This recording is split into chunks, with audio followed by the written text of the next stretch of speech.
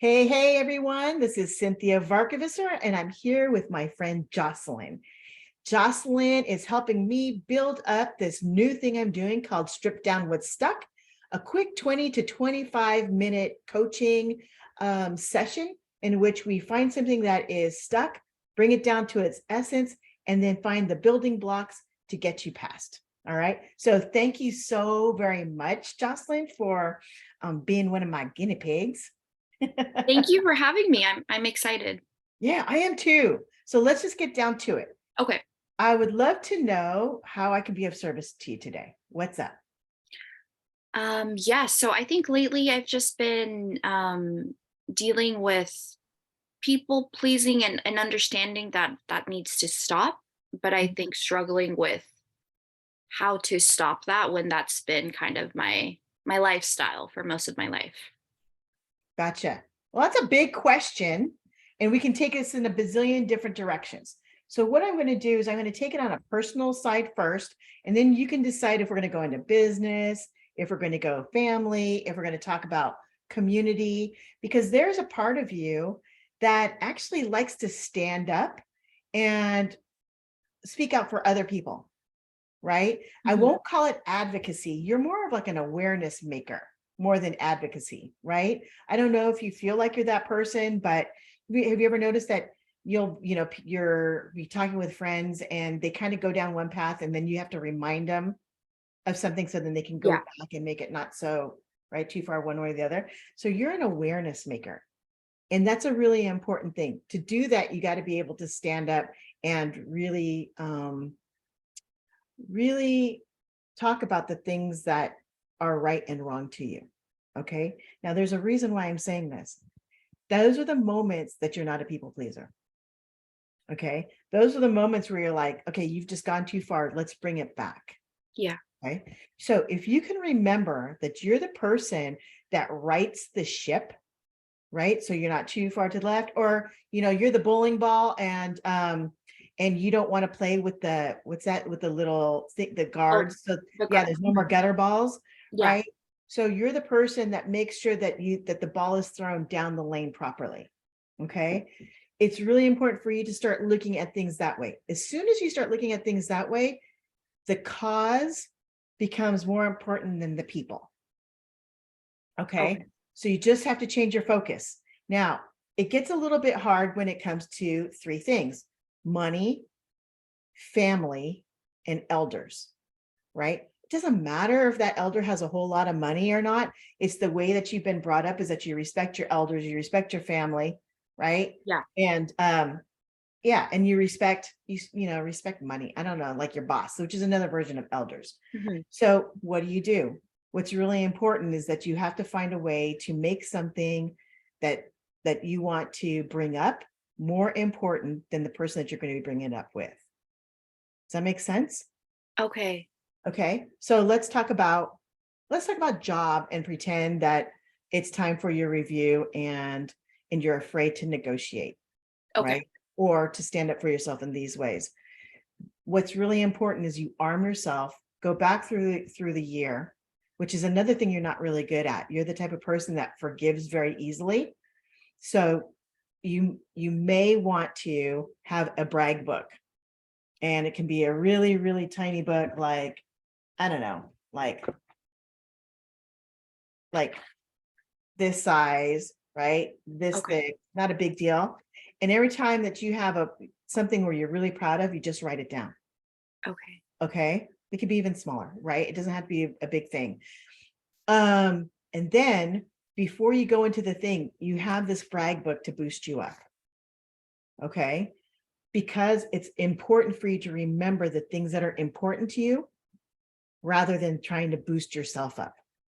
Okay. Okay. So you have those things important to you, you arm yourself with that. And then that way, when you go in, you get to talk about the causes, the things that are super important to you. And that's the thing that will boost you up instead of going, I've been on time, I do these things, I'm great with kids.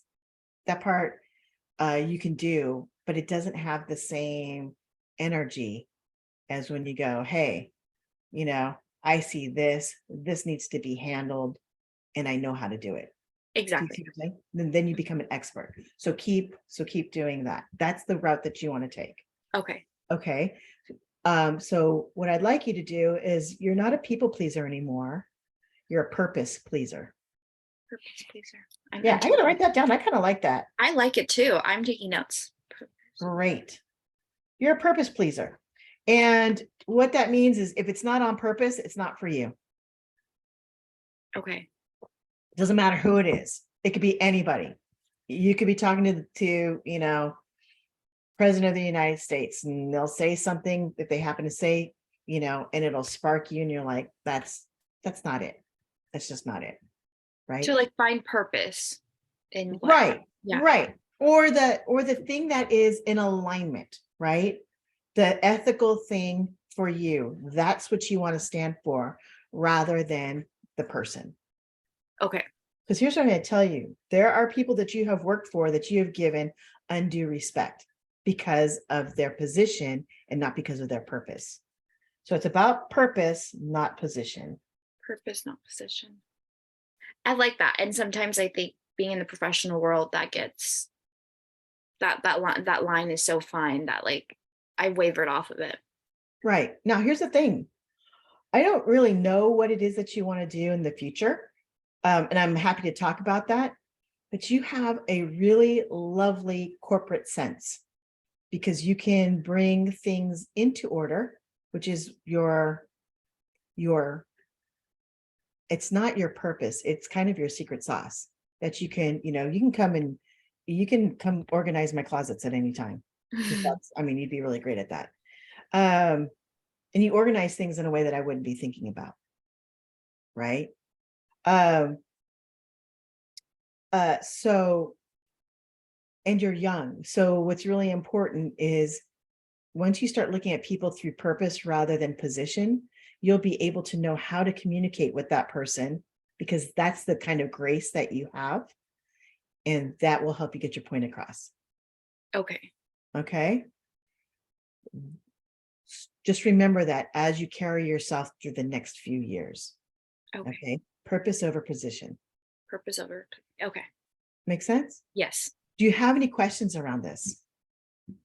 I guess so. I could see this in the workplace, but like people in my like everyday life circle, like closer friends, maybe even family members, extended family. How do I also do this purpose over position? Like, yeah. Okay. So tell me if I'm wrong. You're not going to want to have names on here, right? So Yeah. I'm going to use people in my life. Okay. All right. So I have a daughter. I actually have two daughters and they're twins, Dominique. Okay. And they are Dominique and Amber. They are really, really strong with opinions. They're really strong energetically. They have huge passions. I'm super proud of all those things. Really proud. And I'd like to take, 100% credit and I can't. Because, their dad did do a lot of really good stuff with them. So when it comes to things where they are absolutely outside of what I consider their moral compass, or it's not their moral compass because that's like too extreme, but it's not in alignment with who I know they are, right? I have to talk differently to each person, right? So Dominique is very, very emotionally based. So because of who you are, you're very graceful, right? You have much grace with you. Because she's very emotionally based, what's really important is that you touch in with her emotions. And then once you touch into her emotions, then you can go ahead and shift, right? So for me, I'd say, sometimes she goes, just listen. So I'm like, she'll say something like, what an asshole. And I don't know who that person is, but it makes her feel better. So then as she starts feeling better, then I know that we can have a not as emotional conversation and move. So there's a little bit of psychology, I guess, if you want to talk about it being a thing, but just then you work emotionally back into what is purpose. It's not about person. It's not about position. It's about purpose. Purpose. Okay. My other daughter, Amber, very logical. Now, it doesn't mean she's not emotional, but we communicate much more logically. So it's about facts and facts and facts and questions. So I don't like asking Dominique a lot of questions because then it fuels her emotions, right? I can ask questions once her emotions are down, right? When she's not as impassioned. Amber, I can ask questions because that's the type of conversations that we have. So those who are more logically minded, that's where you want to go. You want to go ahead and do it fact-based, right? It's really basic, that's not through readings, but if you can remember purpose over person or position, it's going to be fine. So you want to take a look at that person in front of you and go, ooh, they're pretty emotional right now. I am not going to come at them with facts because then they're just going to go, fuck you, Jocelyn, Yeah. right? I'm out of here. You suck.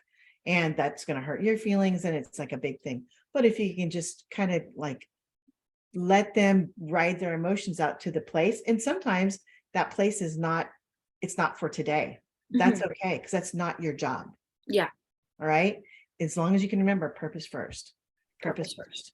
Okay. Does that help you? It does. It really does.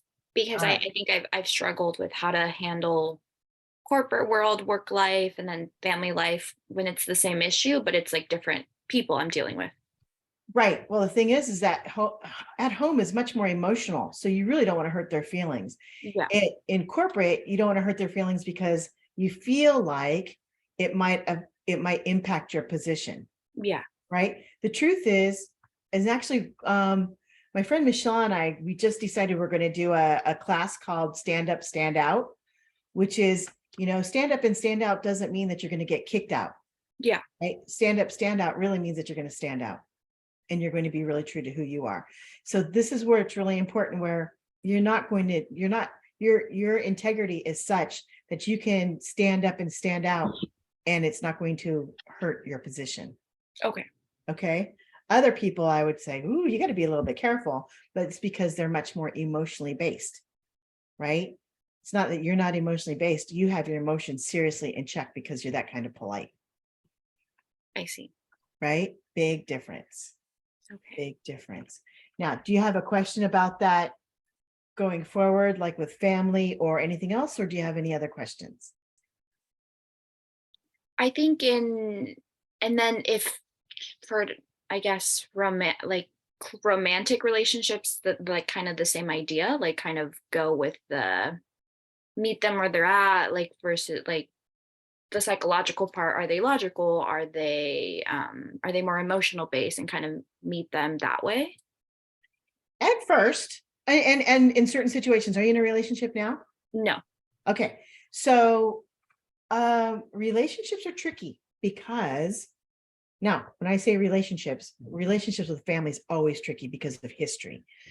Relationships as a couple, romantic relationships, are tricky because you're dealing with their history that you don't know about. And they have to figure out your history that you don't know about. So the best thing is to come at it honestly, and then through who they the beauty of having a new relationship is about discovery, right? If you were to get a reading with me and go, hey man, that's so funny. Cynthia, I just met this person. What do you think? Then I could say, hey, look, they have a temper, they have this, they have that. Those are not bad things. These are just things that you need to navigate. Once you navigate, once you know that, here's how you navigate them, right? So because you don't have a person, what you want to find is, so let me just tell you who I think you should have in a mate. How's that? Yeah. Right?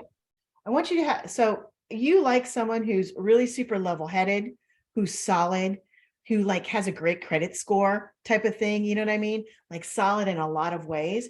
However, there's a part of you that's afraid to get someone who's messy. And I have to tell you, you actually do better with messy people, because what they do is they help you recognize that you actually have some mess as well. Does that make sense? Yeah. And so, right. So discomfort brings about like a form of enlightenment. And luckily you don't have to sit in a cave for 7 years to find that kind of discomfort. Right. Unluckily is that you have to go hang out with some sloppy people. Right. So you don't want someone, you want someone who presents well. Like, so when you take him to the family that, he doesn't eat with his mouth open and, burps, you Mhm. know, loudly after a meal, even though culturally, I think in some places that's a good thing, but not in your family. Mhm. So you want someone who presents well, but you actually want someone who admits that they have a mess, because then it gives you an opportunity to admit that you have a mess as well. Yeah. Okay. And that's where the vulnerability is. And that's where these things can come in. You also want someone you actually do want someone who's financially savvy. That doesn't mean they're financially stable now, but they're financially savvy. So it could be, I'll just give you an example. Let's say that you go to someone, or you're going out with someone who happens to be studying for the bar. They're not making a whole lot of money yet, but they have a clear idea of what kind of law that they want to do, and they're Mhm. doing a whole bunch of hustles, Yeah. right? So they're financially savvy. They know how they're going to return their pay back their loan, Mhm. and they're really aware how long it's going to take. Yeah. Okay. That is sexy to you. However, the people that you pick are way more safe. So take a risk. Go out with someone who hasn't taken a shower for 3 days. I know it sounds disgusting and gross, but it could be because he was out to find enlightenment. Do you see what I'm saying? Yeah. Yeah. And he encountered a bald eagle, blah, blah, blah, blah, blah, right? Yeah. And he's having his spiritual journey.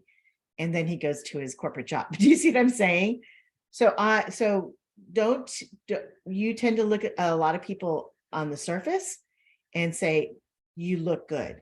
Do a little investigating before. So go on more first dates and go out with some sloppy guys. And then you can go, holy shit, I was right. That was sloppy. And then you're like, that's done. And then you just tell them, I'm not interested. You're too messy for me. Yeah. Make Okay. sense? Yeah, it Okay. does. Do you have any questions about the dating, or who you date, or not who you date, but the type of people you date? Because you really do date really safe. I do. I do. I think in my previous travels, I tried a dating outside of the norm, and it was interesting and it was very pleasant because I wasn't going with that like safe what I usually do in the United States. Right, great, right? But that's Yeah. the thing. It's almost like you had to kick yourself out into a new space in order to discover a separate side of yourself, which Yeah. is what a lot of people do when they move, and that's fantastic. Mhm. You also want to remember that you still take a lot of your shit with you, like all of it. So the beauty of going to a new place is by discovering new pieces of yourself, it's easier to release some of the old pieces of yourself, but that doesn't mean that you didn't take it with you in the first place, That's really real. Yeah. right? So if you're going to go back to Europe, which we had talked about in a previous thing, right? Mhm. If you're going to go back to Europe, doesn't mean you're not going to be a people pleaser anymore. However, you can make a stand, go, that shit is in the past. And Mhm. then, right? And then you're working on the new Jocelyn. Okay.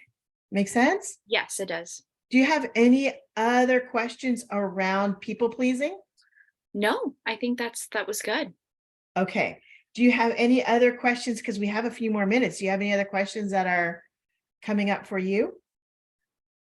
Trying to think.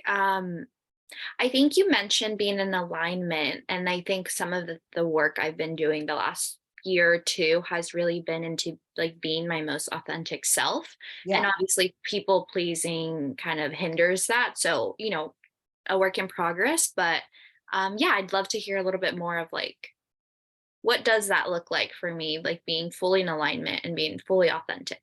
Sure. Well, I'm going to ask you a couple things. First, I'm going to tell you, I am absolutely a work in progress. I love telling people, I don't love telling people really, but I'll tell people I'm a mess, and I'll tell them where I'm messy. And then the nice things are, they're like, girl, you're not that messy. But at the same time, they're not going to say, no, you absolutely have your shit together. That's not even, because, you want to be real, right? Yeah. So you're always in evolution, which means that your evolution, your truth is only going to be as deep as your experience on earth. Okay.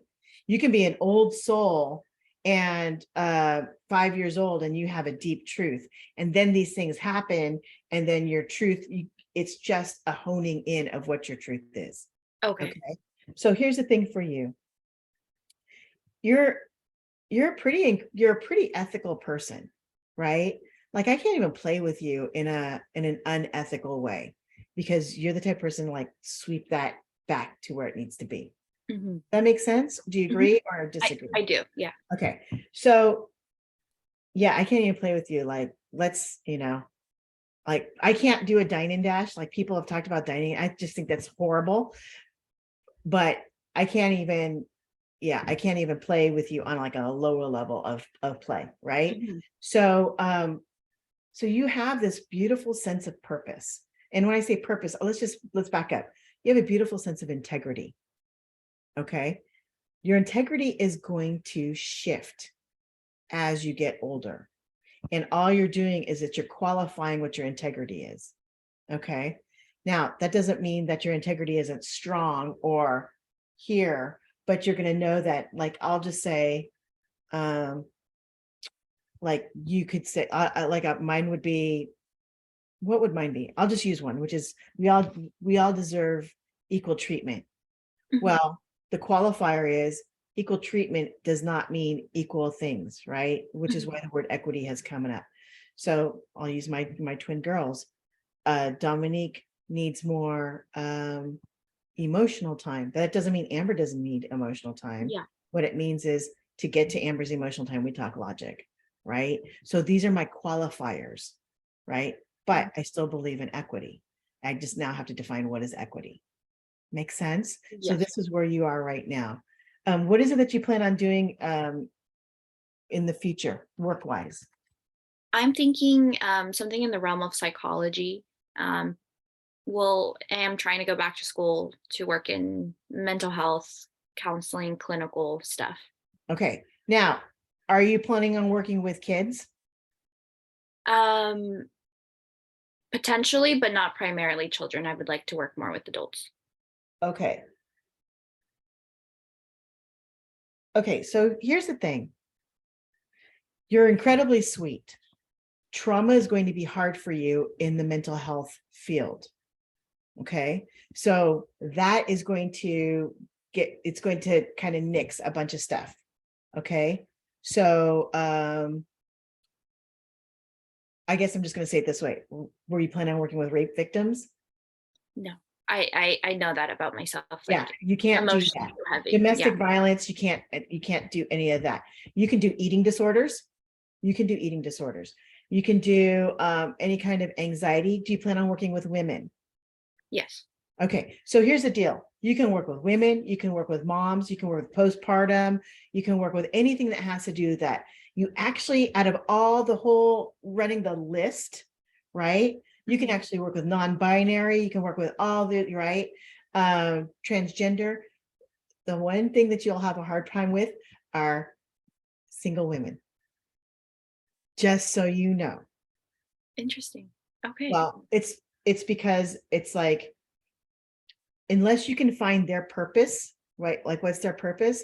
They're kind of still swimming around and you're going to go, yeah, it's not for me. Okay. Okay. Does that Wow. make sense? Yeah. Okay. The reason I asked about kids is because they have this, they have a sense of integrity as well that they don't know anything about. Oh, okay. And that's why you would do really well with them. And I always go back with working with kids. Mhm. I work with kids my whole adult life. Yeah, I haven't thought of doing it fully as a career, but wow. You can do it as a career. It doesn't mean that you have to because there, again, what happens is that when you work with a kid, you work with the family, right? Mhm. You can actually do that. The hard part is now you're going to have to talk with at least the child and at least one caregiver. So now you're working with two people. You can do that. But when you go into 3 and 4, that kind of dynamic, then you're going to start losing yourself. So it takes a whole lot of practice and you will have to take a lot of vacations in between before you become that that that type of therapist, Yeah. right? That's what you want to do. But when it comes to mental health, like if you decide to go onto the more extreme side of mental health, you're in. You've got great integrity for it. You're going Okay. to have probably more problems with the system than you will with anything else. Okay. Awesome. Thank you. Yeah, Thank you. yeah, you're absolutely welcome. I've been fluttering around like career things, so that was like a nice Yeah. It's a really good thing. The other thing that I really like about it, it gives you an opportunity to talk to people of all walks of life, and you will treat them equally, which means that the people pleasing piece is out. Does that make sense? It did. So because of the way that it goes, you will be able to take, you don't have to see the person, you know, you'll be looking at person differently, and you won't be looking at position, right? So there you are. Thank you. Wow. Full circle. Right? There you go. It's yeah, exactly.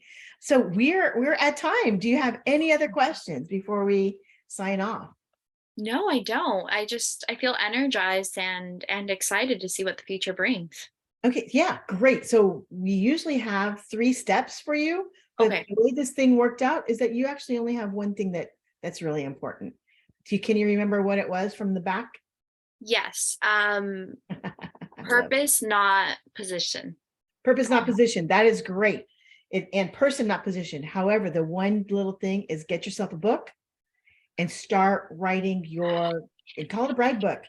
You can call it Okay. a brag book, or you can talk about, awesome sauce, whatever you want it to be, but all the things that, right? You can call it a positivity playbook, anything that you want, where it reminds you to write down whenever you have a win. And that win could be anything simple, Okay. right? But you want it to be something so that when you walk into a situation that's challenging, you read that playbook first, Mhm. and then you remember why you're having that convo, Okay. right? It kind of builds you up. It builds me up. Okay. Yep. All right. Um, All right. Hey, it was great working with you. And thank you so much for being on Strip Down What's Stuck with me, Cynthia Varkevisser. All Thank right. you so much, Cynthia. Have a Yeah. great Thanks, one. Jocelyn. You too. Bye bye. Bye.